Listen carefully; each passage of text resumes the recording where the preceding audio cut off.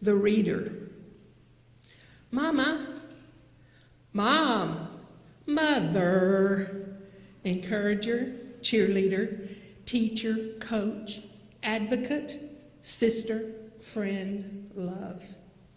My mom was not the stereotypical preacher's wife, mainly because she worked outside the home.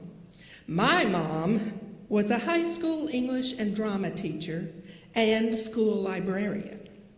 She loved bold, bright colors and stood almost 6 feet tall. Yes, my mom was a force with which to contend. Yet all who knew her loved her, especially all the little children at reading time. When I was in grade school, my mom came to my school on Fridays and would read to all the 3rd grade classes. Nobody else had a mama who could read like my mama. We heard all about the little raccoon and the thing in the pool, and Petunia, the silly goose. At Christmas time, we knew all about Cindy Lou Who, who was not more than 2, from How the Grinch Stole Christmas. And of course, there was that good-for-nothing runaway Maisie bird, and the good-hearted Horton who hatched the egg. But my very favorites were the wonderful characters who lived in the 100-acre wood, the best friends of Christopher Robin. There was Kanga, the kind mother kangaroo, and her little baby Roo. And there was Piglet, who was very tiny too. And there was Eeyore, the pessimistic donkey, who seemed to have a black cloud that followed him about.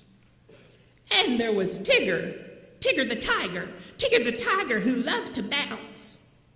But most of all, there was Pooh, kind-hearted Winnie the Pooh, who loved you too. Yes, on those very special reading days when my mom came to read, I was bursting with pride and on top of the world, and I seemed to have a few more friends at school that day too. When asked as a child what I wanted to be when I grew up, the only thing I ever answered was, I want to be an English teacher and drama teacher like my mom. And I want to read like my mom too, I would think afterward. So that's precisely what I did. After growing up and running headlong into the adult world of marriage at 17 and motherhood at 18, I distinctly remember when Winnie the Pooh became a real-life cartoon on TV. Oh, the horrors! Didn't they know they were doing it all wrong? No, Tigger doesn't sound that way. And no, Kanga and Roo's voices are all wrong.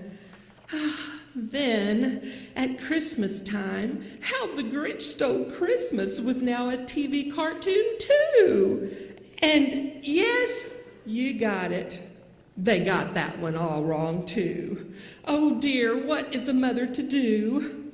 My only solace was sharing and reading to my only child to keep the dramatic reading tradition alive and well. Yes, my little Christina was a well-read-to child, whether she wanted to be or not. I don't think it bothered her too terribly much that she was begotten from a long line of dramatic readers. I do hope that's not why she was tragically shy as a small tot, but come to think of it, it probably was. Trying to blossom in the shade of 2 giant star flowers was probably much more difficult than just being a little wallpaper blossom with the rest of her friends. Well, eventually, and thankfully, my Christy outgrew any embarrassment that accompanied me, and she struck out on her own. Only 14 short years ago, she turned me into a Gigi, a whole new creature. I tell people it stands for Grandma Gunter, And my dear sweet husband says it stands for Gorgeous Grandma. Either way, it was melodious music to my ears and to my heart the first time Luke's sweet little voice called me by that name. Then, 3 years later, Sarah was born, and she looked just like her mother, who had looked just like me when she was born. And now I look just like my mother, more and more every day in every way.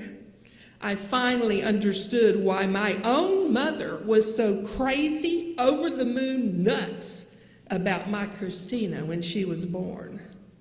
It's something you can't explain. You just have to live it.